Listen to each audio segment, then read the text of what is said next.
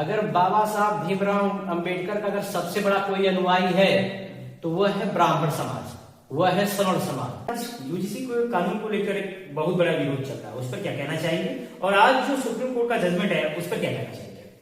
तो मैं तो सबसे पहला जो आज सुप्रीम कोर्ट का जो डिसीजन आया है जी, उस पर मैं कहना चाहूंगा, और कहना का एक संदेश है वह, और संदेश यह है, सुप्रीम कोर्ट का डिसीजन नहीं बल्कि वो एक संदेश है, और संदेश मेरे हिसाब से SC ST OBC के लोगों के लिए है। और संदेश यह है कि इस देश में अगर बाबा साहब भीमराव अंबेडकर का अगर सबसे बड़ा कोई अनुयायी है तो वह है ब्राह्मण समाज, वह है सवर्ण समाज। बाकी तो जो चमार है, यादव है, पटेल है, कुशवाहा है, मौर्य है, घर है, पासी है, खटीक है, ये सब जितनी जाति आदिवासी दलित है, ये जो लोग बाबा साहब की लाइन को मांग कहते हैं ना कि शिक्षित बनो, संगठित रहो, संघर्ष करो, ये जो लाइन को हमेशा ये लोग मानते हैं, पूछते हैं, करते हैं, इसकी जो ड्रामेबाजी करते हैं, ये लोग हकीकत में ये लोग इसको मानते ही नहीं है। बाबा साहब की जो लाइन उसको मानते ही नहीं है।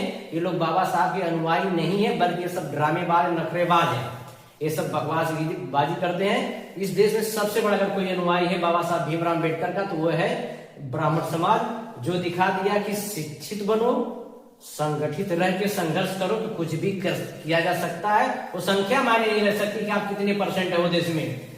तुम घंटे के 90% हो, 80%, 60% जो बात करते हो, बात देखो रिजल्ट आता है 5%, 2% पे भी आता है। अगर तुम बाबा साहब के सच्चे अनुयायी हो तो, और बाबा साहब के मानते हो तो यह बहुत अच्छी बात है कि बाबा साहब का अनुयायी जो है उनकी बातों को, जो उनकी शिक्षाओं को जो मानेगा वो रिजल्ट लाएगा। तो ब्राह्मण समाज सब देश का सवर्ण समाज उस चीज को मानता है।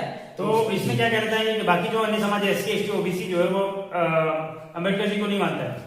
ये लोग चौराहे पर अम्बेडकरवादी हैं, और जो घर में मनुवादी हैं, सब चौराहे पर अम्बेडकरवाद का ड्रामा करते हैं, और इनके घर के परिवारों में कूट कूट के ब्राह्मणवाद, मनुवाद भरा है, जिसका ये लोग चौराहे पर विरोध करते हैं। सीधी सी बात।